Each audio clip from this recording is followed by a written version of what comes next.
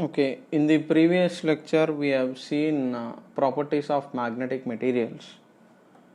In this lecture, what is that we are going to do is we are going to see your properties, not properties, it is classification of magnetic materials.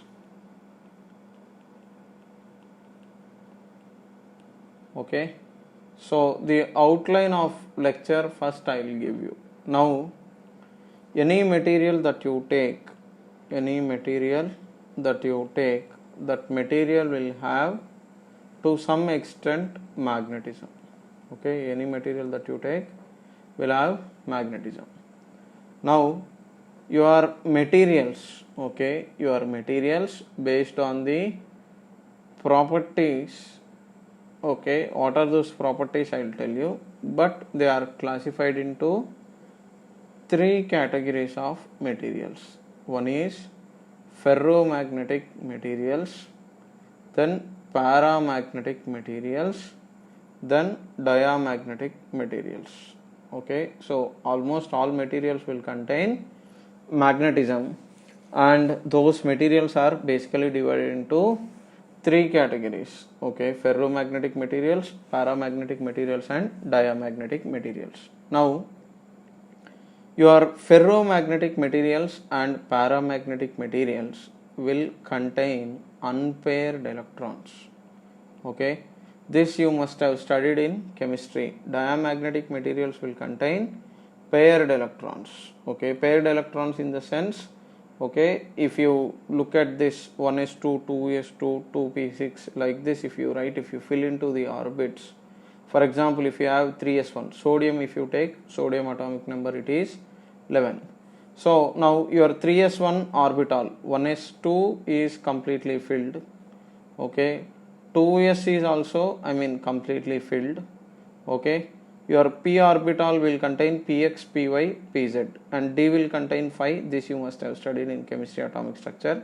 So like this, all 6 are filled, whereas for 3s orbit, you only have one electron, so unpaired electron it is there. Okay, so because of which it comes to actually which category I will tell you, but my point is, okay, in ferro and para you will have unpaired electrons, in diamagnetic material you will have paired electrons. Okay, so like this your magnetic materials are classified into this part.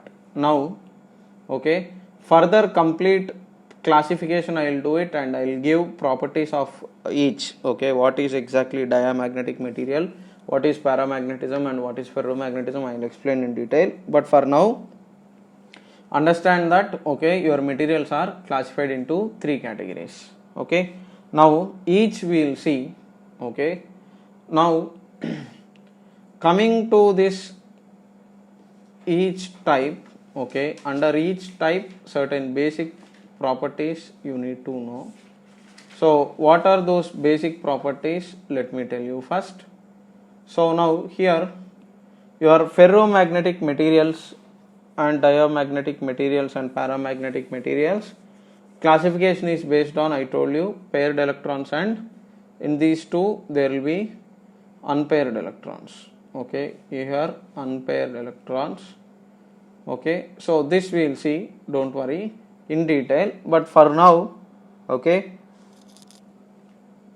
in diamagnetic materials, okay, in diamagnetic materials your I and H are in opposite direction. Why I will tell you, but lot of properties will be understood from this. Okay, induced dipole moment will be opposite. I and H are in opposite direction. Here, okay, in the direction of, okay, I and H are, okay, in the direction of applied magnetic field. Okay, I bar and H bar. Okay, here also your I bar and H bar are in direction of applied magnetic field. Okay, why and all I will tell you, don't worry, but main lot of properties can be explained from this I and H, so that is why I am giving you this. Next, coming to chi value, I have told you I is chi into H. It is Greek symbol chi, but in few books kappa symbol also they are giving. Kappa will be somewhat this way. So mostly chi only is used in lot of books, that is why I am using chi symbol. If you remember the previous lecture, your mu relative is 1 plus chi. So now here chi is small and negative, in diamagnetic materials. So which will give you 1 minus negative means mu relative is slightly less than 1. So don't worry, don't get confused, it's just a basic property. Remember that this chi is small. Right. Next, don't worry, I'll explain each material, but first keep this in mind. Next, here for paramagnetic materials, your paramagnetic materials, chi is small and positive, so that will give you mu is 1 plus chi. So mu relative is slightly greater than 1. And here chi is very large. For ferromagnetic materials it is very large. Chi is very large. Mu relative is 1 plus chi. Obviously mu relative also it will be very large. It will also be very large. So now this topic is absolutely information oriented topic. Just remember these results. You can pause the screenshot, close your eyes, remember all these properties. Because other properties are derived from this only. It is absolutely information oriented topic.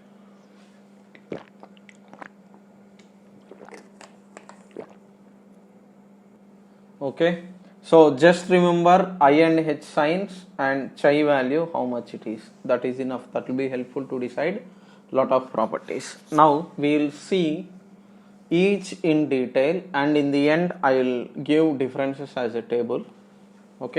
So now first let us start with diamagnetic materials. Ferromagnetism we will explain in domains. So first I will explain paramagnetic materials and diamagnetic materials. So diamagnetism, what is the idea of this diamagnetic materials, I will tell you. Now here why diamagnetism comes, I will tell you, but I told you in diamagnetic material your paired electrons will be there. Right. So you don't need to worry about diamagnetic materials. So now in diamagnetism material, why magnetism will exist, I will tell you. Now right from the start I have been telling you. Now here first your examples are N2, NaCl, Cu. More information you will get it from chemistry. But what will happen, I will tell you. Now first just remember, to understand diamagnetism, keep in mind this logic.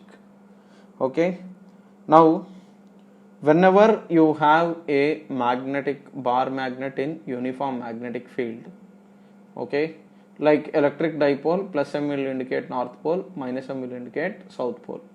Now when external magnetic field, what is it? External magnetic field B bar, you are subjecting it to on a bar magnet like this.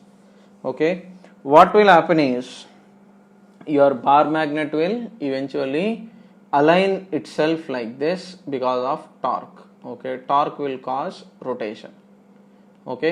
So torque causes rotation. Torque causes rotation. Right. Now this is on already dipole. If it is there, on the dipole, rotation will be there. Next thing is,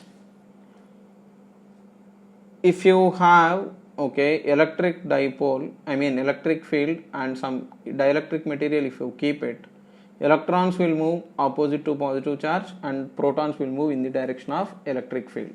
So this will cause induced electric field, exactly similar to this I have told you previously also, but once again I am telling you exactly similar to this. What will happen is induced magnetic field will be there, okay, induced magnetic field will be there, but very small, okay.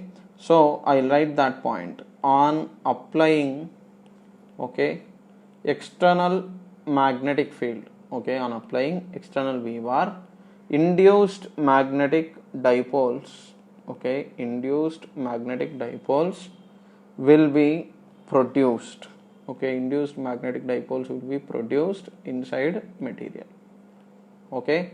One is alignment because of dipoles, one thing, okay, alignment is one thing. Already matter contains, I told you, okay, small dipoles, atomic dipoles. The dipoles, I mean if bar magnet is there, they will be like this, and if induced magnetism also will be there, okay.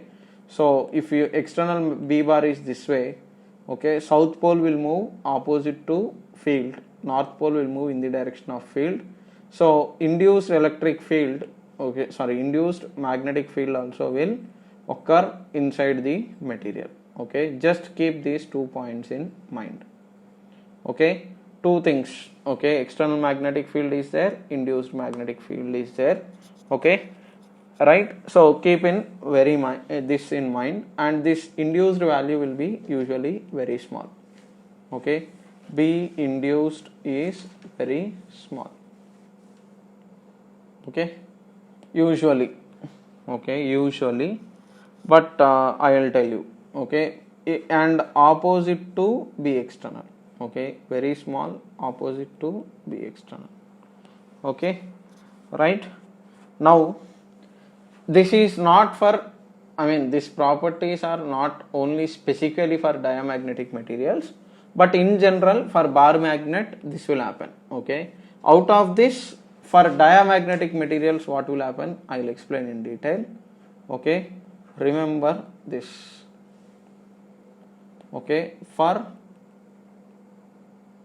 material in magnetic field, if I keep as heading, it will be better, I think. For material in magnetic field, okay, you can keep the heading like this, okay. So for material in magnetic field, these properties will be there, okay. So you can pause the video clip, remember these 2 points, okay. Now what happens to these 2 properties for dia, para, ferro is what we are going to see next, okay. So now, okay, now I think it's better to start diamagnetism now. Now why diamagnetism, I will tell you.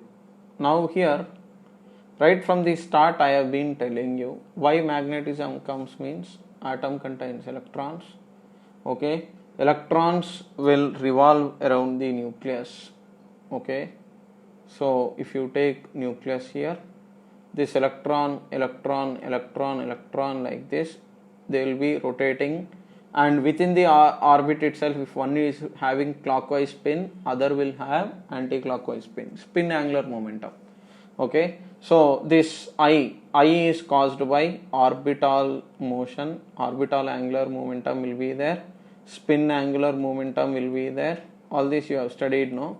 Now here in diamagnetic materials I told you, okay, usually most of the magnetic moment, current I will cause magnetic moment. Your magnetic moment is what? If you have studied number of turns into current I into area vector, right? So indirectly in every atom, okay, every atom, okay, will contribute to magnetic moment. Indirectly magnetic moment, indirectly it is like magnetic dipole at molecular level, but okay, not every atom, okay, will contribute to this magnetic moment, okay. Why? Because in diamagnetic materials what will happen is, okay, in one orbital, if spin is clockwise for one electron, another one it is anti-clockwise spin, okay, what will happen is, if one causes current this way, I this way, other causes current in anti-clockwise direction within the same orbit. As a result, your net magnetic moment will be zero in diamagnetic materials, because diamagnetism will occur when you have paired electrons. Okay, I have told you very clearly. Okay, this yellow color box is kind of this white color box that you have is usual property, but because of paired electrons, here your net magnetic moment is zero for diamagnetic materials. Okay, for diamagnetic materials, your net magnetic moment is zero. Okay, getting my point? So now here you must have understood that, okay, right? No atomic dipoles, okay, no atomic dipoles exist in diamagnetic materials. Okay, this is the key idea here. Diamagnetic materials. Okay, no atomic dipoles will exist here. Okay.